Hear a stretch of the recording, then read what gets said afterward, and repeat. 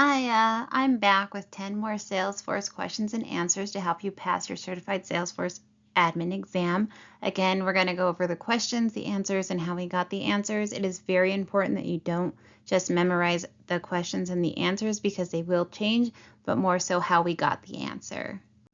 Universal Containers wants sales reps to process credit card payments when an opportunity is closed won. Which approach should a sales administrator use to enable this feature? A. Build a standard Visualforce page in Salesforce site.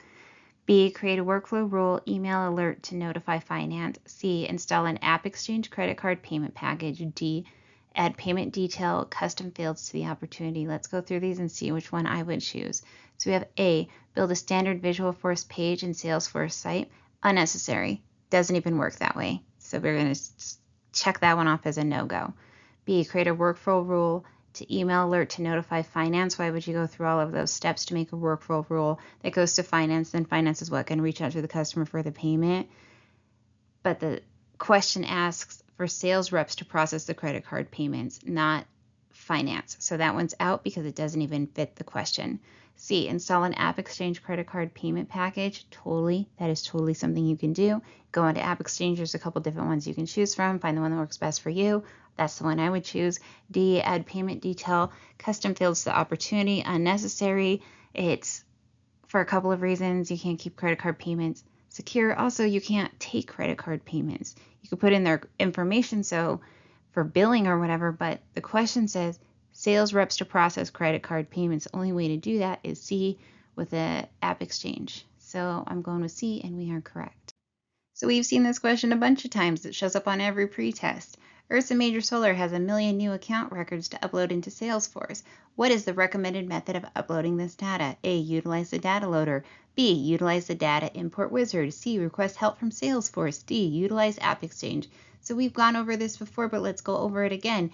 The data loader, it can do 5 million records at a time, and this one wants 1 million records, so that seems like a good option.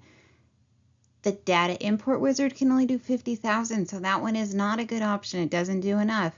C. Request Salesforce help. You don't need that. You have the tools. And B. An AppExchange app. Why would you need to put in an AppExchange and go through the marketplace and all of this stuff when you can just use the data loader? So it's going to be the data loader. Big takeaway, data loader 5 million, data import wizard 50,000. So A, data loader. Which configuration option shows sales representatives the fields they must fill out prior to saving an opportunity? A. Field level security. B. Opportunity validation rules. C. Page layout required fields. D. Dependent picklist fields. Okay, let's go through these and see what we're going to choose. We have A. Field level security. What that means is who can see it and who can change it, so that's not going to help at all. B. Opportunity validation rules. So that might sound a little bit right. Let's see what else we have. Page layout required fields. See the word required? That is important.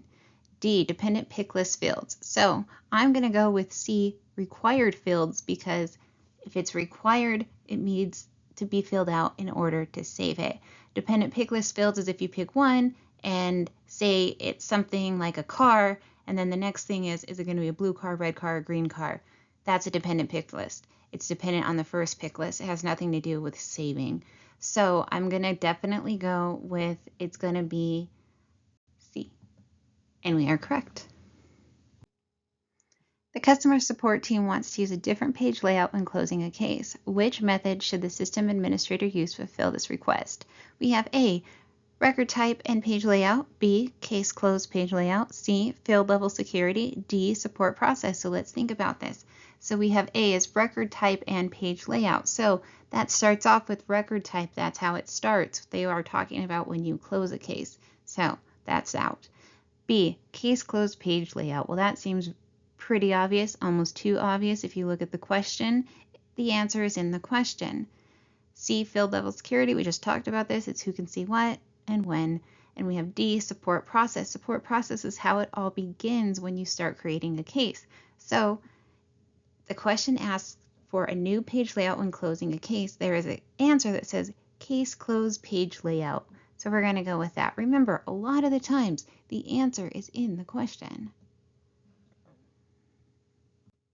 How can multiple campaign records be associated with a single opportunity? We have A, campaign influence, B, campaign member, C, primary campaign source, and D, campaign hierarchy. So I think we've talked about this before. Campaigns come up a lot during the test. I am not entirely sure why, because in all my years of using Salesforce, I've made a campaign one time. But apparently in other companies, they use it all the time. So let's go through this. Again, campaign influence does relate multiple campaigns to an opportunity. And the question is how they can relate multiple campaigns to a single opportunity. So campaign influence would be your best answer, but let's go through the other ones. Campaign members. Remember, campaign members are contacts or leads. So that does not work. Primary campaign source is incorrect because it means nothing. You can't relate anything to it. And then we have campaign hierarchy.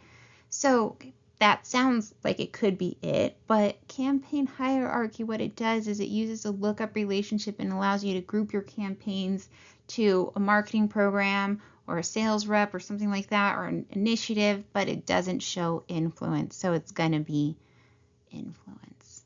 A. Universal Containers uses an auto-numbering system to uniquely identify each support request. They want customers to know the number as soon as possible. Which two features should a system admin implement to allow customers to have quick access to this information? Choose two options. We have case feed layout actions, self-service portal, case comment notifications, and auto response rules. So let's break these down and see what we would choose. So we have case feed layout actions. Case feed layout actions do not allow for self-service. They don't allow for the customer for anything. It has to do with the case owner or the customer service rep that's working on it, but the question actually is for the customer. So we have to think of things that would relate or help customers. So that is out. A is out. So what do we have next? We have a self-service portal. That's in the name, self-service portal for the customers. So if you used a self-service portal, then your customers would know right away that it's being worked on and there is a number assigned to it. So that is going to be correct. Case comment notifications. Let's think about this one for a second. Case comment notifications don't work in self-service, and we already want to do in self-service. And so then we have auto response rules, and that lets you automatically send an email response for the case submission based on the record's attributes. So it's going to send it to that email that is in the case, and it will have the case number in it. So I'm going with those two. So we have B, self-service portal, and then the auto response records for customers. What are two ways to customize basic reporting using Lightning Experience? Choose two options. So our options are adding a Lightning component, adding a filter, adding a chart, and adding links to external pages. So it wants to make basic reports more customized. So let's go through this. Adding a Lightning component. Well, you can't add a Lightning component to a report, so that one is out. Adding a filter. Yes, absolutely. Adding a filter will definitely help you customize basic reports. C, adding a chart. So much C. If you add a chart, you can definitely customize basic reports, make them more aesthetically appealing, all kinds of stuff by adding a chart. So yes, adding a chart will definitely customize your report. And then we have D, adding links to external pages. Well, you can add external links. So if you can't add a Lightning component and you can't add external links, we know that it must be adding a filter and adding a chart, and we are correct. When a Salesforce user is deactivated, what happens to all the records the user owns in Salesforce? This has come up before, but that's okay because we are on, I think, our 4th or 5th Salesforce pretest where we do all 30 questions. So this will definitely come up again, and it is important as a Salesforce admin that you know this. So we have A, they are automatically assigned to another user. B, they are automatically assigned to the administrator. C, they are assigned to the deactive user until reassigned. D, they are automatically deleted. Again, they are not automatically assigned to another user. The admin has to choose the user. The salesman doesn't just magically disappear in all of his. How should a system administrator provide a sales rep commission report that is visible only to the executive team? A, save the report in a folder shared with the executive team. B, name the report for executive team use only, do not use. C, set opportunity org-wide defaults sharing settings to private. D, save the report in my personal report folder. I think this has come up before, but just worded differently. So let's go through it. So we have A, save the report in a folder shared with the executive team. That makes the most sense, right? But let's see, what else do we have? We have name the report for executive team use only, do not use. If we did that, that means anyone could open it, and if it says do not use, people are curious and nosy, and they're going to open it, and then they will see everybody else's commissions report. So that is the dumbest answer I've seen. C, set opportunity org-wide default sharing sets to private. Why would you ever do that? That would be so much work, and it wouldn't even help you in any way, because it's not about the default sharing, it's about a specific folder. So let's see what else we have. Save the report in my personal report folders. Okay, when you're making it, when you're making these charts and when you're making these reports, go ahead and save it in your personal folders before you deploy it. See how it looks, see how it works, see if the filters work, see if it's dynamic. But if you just leave it there, only you can see it because it says my personal report folder. So that is a bad answer. I'm going with A. Save the report in a folder shared with the executive team. Let's see if we are correct. And of course we are, because we are super smart.